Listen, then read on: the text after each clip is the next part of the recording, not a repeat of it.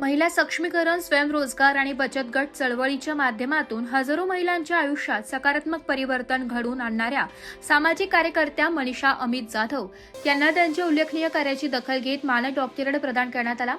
बचत गटांच्या माध्यमातून तब्बल 3000 महिलांना एकत्रित करून त्यांना स्वावलंबन, आर्थिक सक्षमीकरण आणि सामाजिक नेतृत्वाची दिशा देण्याचे मोलाचे कार्य मनीषा जाधव यांनी केले।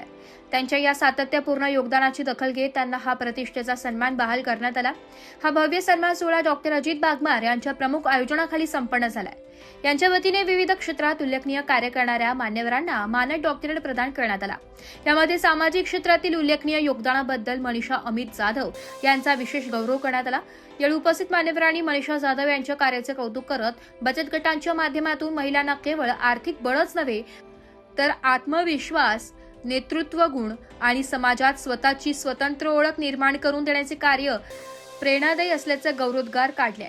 मानद डॉक्टरेट स्वीकारल्यानंतर मनीषा जाधव यांनी हा सन्मान आपल्या कार्यावर विश्वास ठेवणाऱ्या सर्व महिला बचत गट सदस्यांना समर्पित असल्याची भावना व्यक्त केली आहे।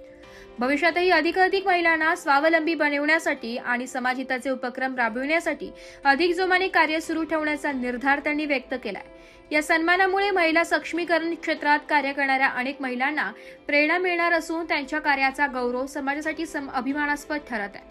सर्वात प्रथम अजितदादांचे आम्ही खूप आभार मानतोय की त्यांनी आज आम्हाला ही डॉक्टरेट पदवी दिली आहे।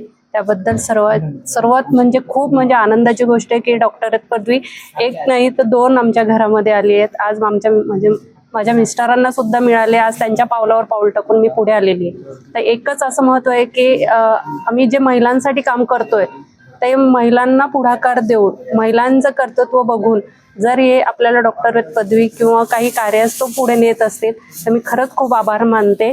आणि हे आजचा जो पुरस्कार आहे तो आज आमच्या पिंपळगाव खांब आणि आज माझ्या बचत गटातल्या आज ज्या काही 3000 महिला आहेत मी त्यांना प्रेरित करते। धन्यवाद। सेवेमध्ये या क्षेत्रात काम करण्याची प्रेरणा कुठून मिळाली, काय सांगा? सर्वात पहिले म्हणजे प्रेरणा म्हणजे मिस्टरांकडनंच।